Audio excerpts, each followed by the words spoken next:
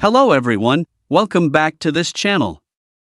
In this video, I will show you the easy and clear steps on how to autoplay videos on Wi-Fi only in the background on Twitch application.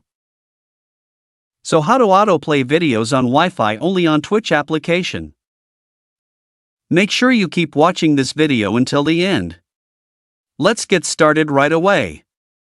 Firstly, open the Twitch app on your Android device.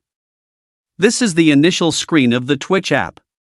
Next, tap the settings icon at the top left. And appears like this.